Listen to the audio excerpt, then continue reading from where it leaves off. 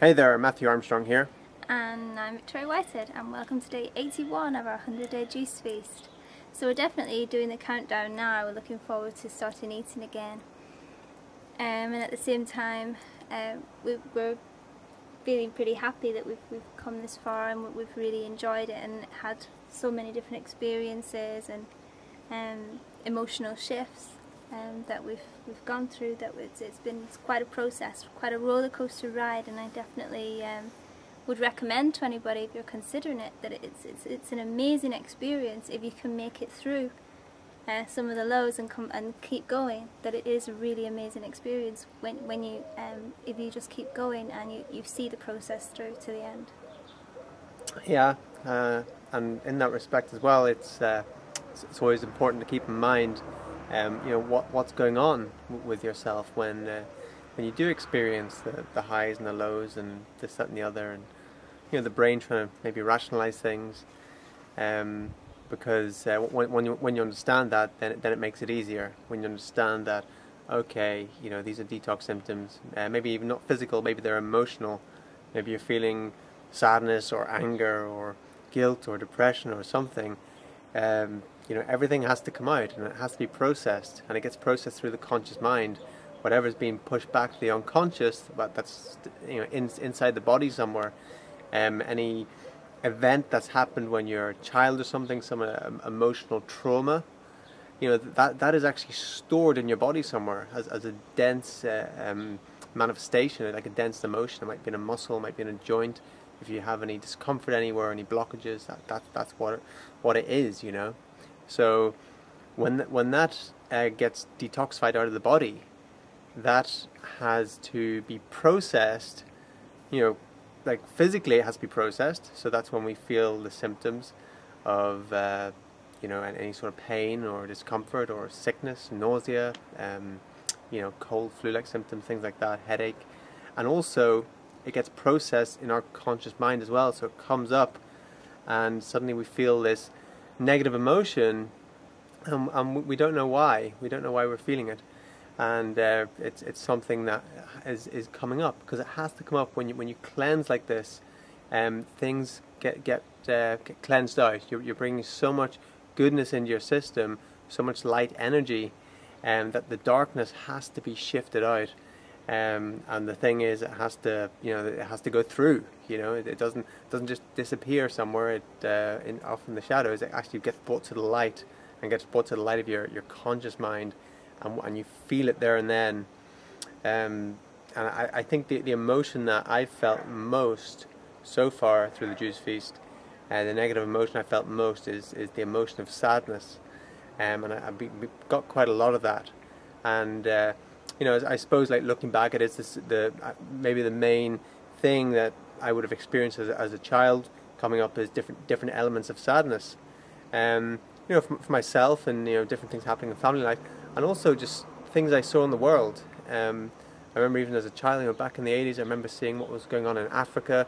I'm just feeling really sad about it. Feeling really sad about all the elephants being killed for the ivory. That was when they're trying to get the ivory banned back then. So it was a big thing. The big thing with Ethiopia and all the kids starving and everything. And then all about the rainforest. I felt so sad and frustrated about it as well. So a lot of that gets pushed down, because at the time you don't feel like you can do anything about certain things, but then these come up and they get processed, and so the big one for me, I suppose, has been sadness. But I understand what's going on when I feel that emotion. I understand that I'm processing, and I'm releasing, and every negative emotion you release, you become lighter. So if you feel like a heaviness in your life, it's because there's a lot of baggage there. There's a lot of baggage of events, memories from the past, negative emotions, things weighing you down. And when you release those things, every one you release, you become a little bit lighter. And the more lighter you are, the better you feel. But then something else comes and grabs you, and then it goes away, and then you become lighter again. So that's really the process. And What I realised, just as I said before, to keep going, is obviously Matthew and I are quite healthy, and Matthew's, because he's done quite a lot of fasting and detoxing and cleansing in his life, he understands exactly what the detox process is. And not everybody will be able to do a full 100-day juice feast, so do whatever you feel comfortable doing. Start off with a 3-day juice feast and see how that goes, and just, you know, see how you get on with that, and then maybe do a bigger one further on down the road when you're more comfortable and you start understanding what's happening within your body. Because at least with the two of us, I can say to Matthew, oh, this is going on with me, and then he can say to me, oh yeah, that's just this, that's okay, you'll get through that. But it's always good when you've got either have somebody with you who knows, understands how the detox process works, or just start off small and work your way up. This is a follow-on from or a variation, I would say, maybe, from yesterday's posture, the crow that we did. This one's a little bit more advanced than the crow, so you know, have a look at yesterday's video and see how the crows performed and practice that. And once you can get that, no problem, then move on to this one. Alright, so again, we're just going on our tiptoes here, and we're putting our hands onto the mat. Just bring them out to the edge of your mat, but just shoulder width a little bit wider apart. And from there, that's, you know, how we do the crow. We go up like so and balance. And then from here, what we're going to do is we're going to bring out the one foot to the left, and then we're going to bring the other knee up, place the knee on top of the elbow, and then we balance.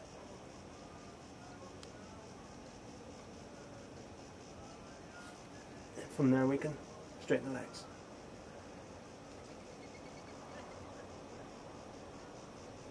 And back, and in. And then you can go to the other side, put the foot out again, and then up on the elbow. So easy as that. Have a practice at that one, it's good fun, and see how you get on.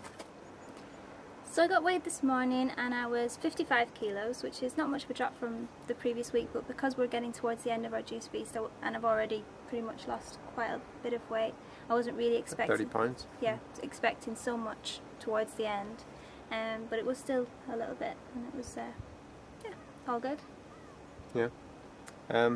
Something else I wanted to mention, you know, along with just juice feasting, if you're juice feasting, it's good to do other things that really complement it as well.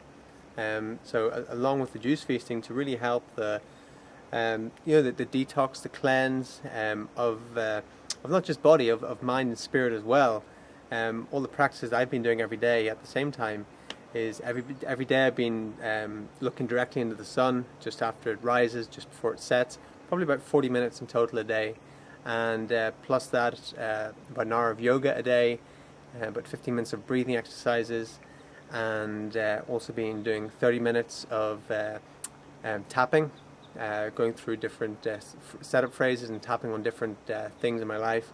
You know, EFT, been doing that about 30 minutes a day while I've been walking to and from a meditation spot. So so all these things, and then plus an hour of meditation every day as well.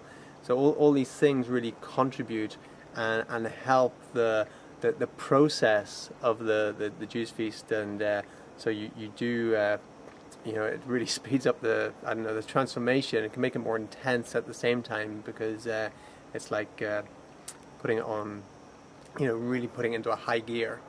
So, you know, when you're juice feasting, as well as just juice feasting, you know, bring in the practices that will help the whole process on every level, on the physical, on the emotional, and on the spiritual level as well. What's also really great, we don't have one, but rebounding during a juice feast can be fantastic. Just even 5 or 10 minutes a day, just jumping up and down on the rebound is brilliant to get all your lymph system moving. Yeah. And, yeah, rebounding is a great one. Yeah, get a little rebound, a little trumpet, bounce up and down, 10-15 minutes a day, and that's fantastic. Yeah. Okay, that's us. My name is Matthew Armstrong. And I'm Victoria Whitehead. See you next time. Bye.